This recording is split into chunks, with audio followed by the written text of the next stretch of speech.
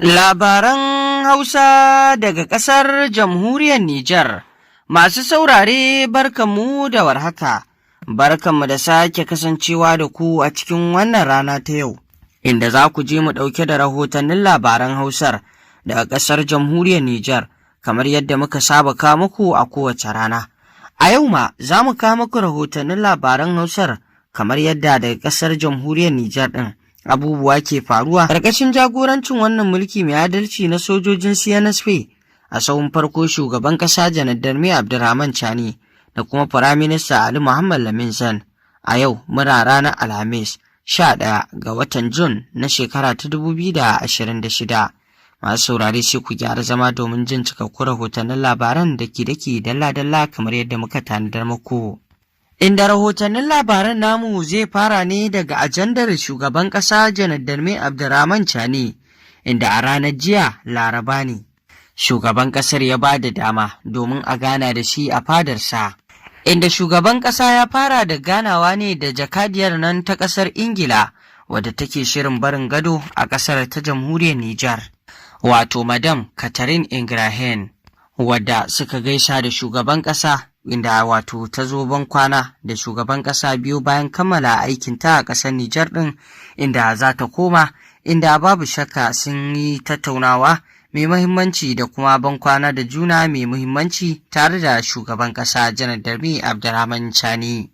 Catherine ta yi bayani da kuma nuna jinjinarta ga ƙasar Jamhuriyar Nijar bisa yadda ta yi aikinta lami lafiya har ta gama, kuma ta samu haɗin kai daga waɗanda suka wato danganci al'amura na wato jakadancin ƙasar da ma dai sauran al'amura da ya fuskanci wato ayyukanta a ƙasar. Ta samu goyon baya sosai har ta kammala aikinta.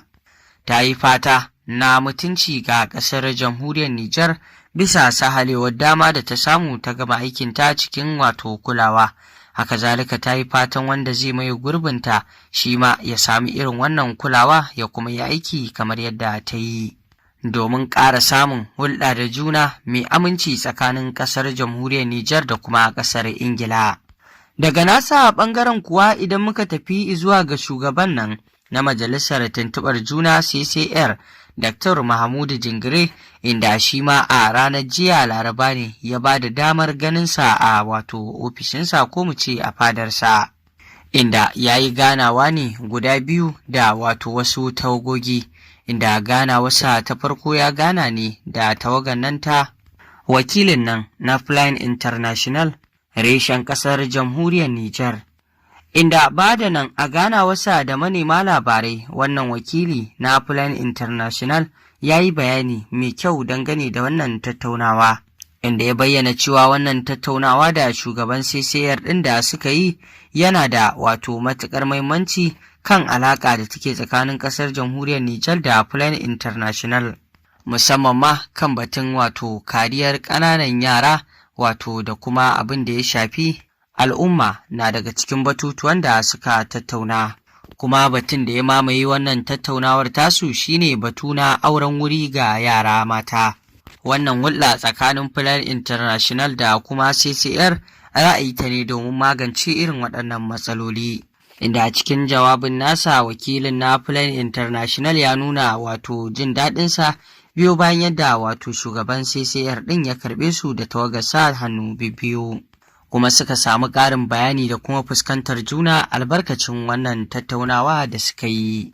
Inda a ganawa ta biyu kuwa shugaban CCR ɗin ya yi ganawa ne wato agaji da ɗawahi wadda take ƙasar Jamhuriyar Nijar, inda su ma wakilinsu ya bayyana cewa sun zaɓi wannan tattaunawa ne da shugaban majalisar CCR ɗin domin wannan majalisa ta CCR na rajin kare al'ummar ƙasar Jamhuriyar Nijar ne, inda ya ce su ma a mazauninsu na wato wannan ƙungiya ta agaji da ɗawahi sun zaɓi hakan ne, sun zaɓi wannan tattaunawar ne domin ta yadda za su samar da kyakkyawar alaƙa tsakaninsu da wannan majalisa ta CCR. Ya bayyana jin daɗinsa biyo bayan wannan tattaunawa da suka cimma, wato ta yadda za a kawo abubuwa mai kyau ga mutanen ƙasar Jamhuriyar Nijar ta hanyar wato haɗin kai tsakanin wannan majalisa ta CCR da kuma wannan wato ƙungiya ta agaji da ɗawahi domin duka muradi ɗaya ne don al'umma. To idan kuwa muka tafi zuwa ga wato gwamnan jihar Yamai a babban birnin na jihar Yamai, inda Asman Abda Haruna gwamnan ya jagoranci ƙaddamar da jarabawa a mataki na farko na ɗalibai waɗanda ke yin share fage domin shiga aikin nan na jandarma a babban birnin Yamai ɗin. Wato a hukumance gwamnan ya jagoranci ƙaddamar da wannan jarabawa, inda aka fara jarabawan ne da gudu, wanda ake cewa gudun ya da ƙanin wani, wanda dai duka a cikin wato tantancewa da kuma zaɓewa na waɗanda suka cancanci a ɗauke su wannan aiki na jandarma, inda ɗimbin matasa suka fito domin wato gwada kwanji domin nasararsu, inda ɗalibai 4,600 da wani abu a birnin Yamai ɗin suka fito neman wannan jarabawa, inda Kwanalar Sadiku Usmana ya bayyana irin yadda wato aka shirya domin ganin wannan jarabawa ta inganta an yi ta kuma yadda ya kamata. Ya bayyana duk wasu matakai da ya kamata a ɗauka an ɗauka, musamman ma kan batun ƙarfi da kuma kula da waɗanda za su iya fuskantar rashin lafiya yayin gudu, wanda an tanaji yadda za a yi da su. An tanaji wato hukumomin tsaro, jami'ai da za su ɗauke su, musamman ma da motar asibiti da kuma asibitoci da aka tanada domin duba lafiyar waɗanda suka faɗi yayin wannan gudu, inda ya yi fatan nasara ga ɗaliban. Haka zalika daga nasa ɓangaren ma gwamna Asman Abda Haruna shi ma ya yi nasa fatan alkhairin, inda ya jinjina tare da fatan nasara ga waɗannan ɗalibai, inda ya bayyana cewa a ranar Lahadi mai zuwa 14 ga wata za a kuma kiran waɗannan ɗalibai domin yin jarabawa a karo na biyu, jarabawa a rubuce, inda dai a jihohi da dama na ƙasar Nijar ɗin ɗalibai da dama, musamman ma jihar Maraɗi da dai sauransu, shuma sun fito domin neman wannan jarabawa. Sai dai fatan nasara da fatan alkhairi ga wato mu ce Allah ya bawa mai rabo sa'a. Inda a jihar Maraɗi wato mutane kimanin 2,000 da wani abu ne suka fito domin neman wannan jarabawa. An fitar da mutane 50 waɗanda wato aka samu rashin inganci a takardunsu, inda aka fitar da su daga cikin tsarin, saboda tsari ne da yake da wato ana neman ɗalibi wanda yake da takardu ingantattu. To a yanzu kuma bari mu tafi zuwa rahoto na gaba dangane da batun gidauniyar nan ta FSSP, wato wanda Madam Hajiya Buraraki Jarmakwai ke jagoranta, Fanda Solidarity pour la Sauvegarde la Patrie, inda wato Madam Hajiya Buraraki Jarmakwai da wato tawagarta suka isa zuwa RTN gidan TV na ƙasa, duba da irin gudunmawa da wato gidan TV ke bayarwa saboda wato ci gaban gidauniyar da dai tafiyar da al'amura na ƙasa da kuma wato dafa cani kan wato ƙudurinsa ya cika. Inda Abdullahi Kulbari, shugaban wannan wato gida na RTN, a tattaunawar da suka yi ya nuna irin gudunmawar da RTN ke bayarwa domin ci gaban wannan gidauniya da ma tallata ayyukanta da ma wato kuɗaɗe da ake tarbatawa zuwa ga wannan gidauniya ta ƙasa, inda ya nuna irin gudunmawa da gidan tibin na RTN, musamman ma manufofin wannan gidauniya ta FSP da kuma wato muradin shugaban ƙasa. Inda a wajen wannan taro Madan Hajiya Buraraki Jarmakwai ta yi bayani ta hanyar da kudaden ke shigowa da kuma yadda ake kashe su, musamman ma kan batun wato tsaro da kuma tallafawa 'yan rabbana ka wadata mu.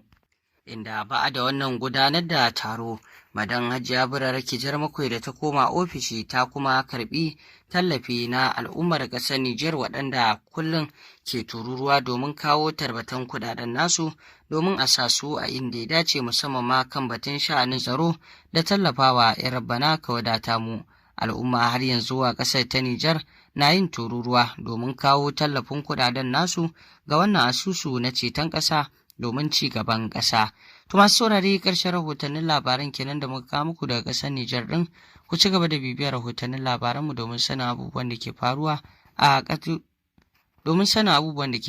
a duniya baki ɗaya. Mun gode. Ku dangwala mana alamar subscribing sannan ku danna ƙararrawa domin haka ne zai ringa ba ku damar samun labaran mu a koda yaushe.